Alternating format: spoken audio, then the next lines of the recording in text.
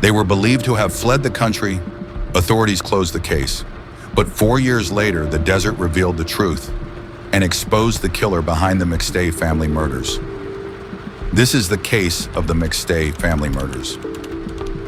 Joseph McStay was 40 years old, a husband, a father, and a successful businessman. He owned Earth-inspired products, a company specializing in decorative fountains and custom water features. His wife, Summer McStay, a 43-year-old, was a licensed real estate agent. Friends described her as devoted to her children and deeply protective of her family.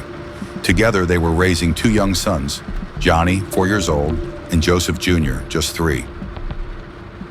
By all outward appearances, the McStays were building a stable, comfortable life in Southern California. No one suspected it would end so violently.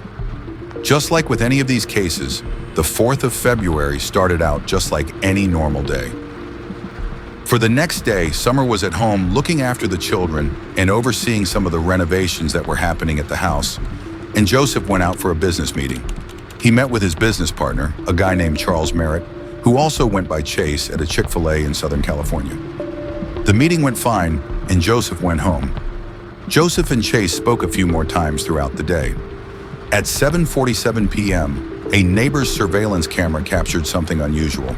The bottom portion of a vehicle, believed to be the McStay family's 1996 Isuzu Trooper, was seen leaving the neighborhood. The camera didn't capture faces, only movement. Less than an hour later, at 8:28 p.m., Joseph McStay placed a phone call to his business partner, Charles Chase Merritt. The call went to voicemail. It would be the last known communication from Joseph McStay. Everything seemed normal aside from the fact that the McStay family's 2 dogs were locked outside, out of character for a family that always cared for them. 9 days after anyone had heard from the McStay family, Joseph's mother, Susan, grew concerned. She told Joseph's brother, Michael, to go to the house, get inside and see what was going on. Michael took Chase with him. They entered through an unlocked window. Inside, the home told a disturbing story: a carton of eggs left out on the counter, 2 child-sized bowls of popcorn on the couch. No packed luggage, no signs of a planned trip. Their 2 dogs were still in the backyard. 2 days later, the McStay family was officially reported missing. During the investigation, police learned the family's SUV had been towed on February 8th from a strip mall parking lot near San Isidro, just steps from the Mexican border. Surveillance footage showed a family of 4 entering Mexico that night. Authorities believe the McStays may have left voluntarily. Computer searches found on the family's home computer included: what documents do children need to travel to Mexico? Spanish language lessons. By 2013, law enforcement publicly stated they believed the family had relocated voluntarily, but the McStay relatives strongly disagreed. Summer's passport was expired. No money had been withdrawn. More than $100,000 remained untouched in their accounts. Something didn't add up. One of the most persistent theories suggested that Joseph McStay was involved with a Mexican drug cartel. Some speculated that Joseph's business activities may have unknowingly crossed paths with organized crime, and that the family was either forced to flee or killed as a warning. Another controversial theory suggested that Summer McStay murdered her husband and fled to Mexico with the children. This theory was promoted by independent researchers and echoed by Charles Merritt. According to Merritt, Summer disliked that Joseph had a child from before their marriage, causing tension in the household. Joseph's family strongly rejected this theory. His father stated plainly that Summer loved Joseph and their children deeply, and that the idea she would harm them was completely inconsistent with everything they knew about her. 4 years later, on November 11, 2013, at 9:58 a.m., a motorcyclist riding through the Mojave Desert near Victorville, California, noticed what appeared to be a human skull. Authorities uncovered 2 shallow graves. Inside were the remains of 2 adults, 2 children. Dental records confirmed the unimaginable. The remains belonged to Joseph, Summer, Johnny, and Joseph Jr. McStay. All 4 had been murdered. Autopsies revealed that each family member died from blunt force trauma. The suspected murder weapon was a 3-pound sledgehammer, found buried with Summer and one of the children. Authorities later testified that the victims may have been tortured before death. The McStays had not fled. They had been killed.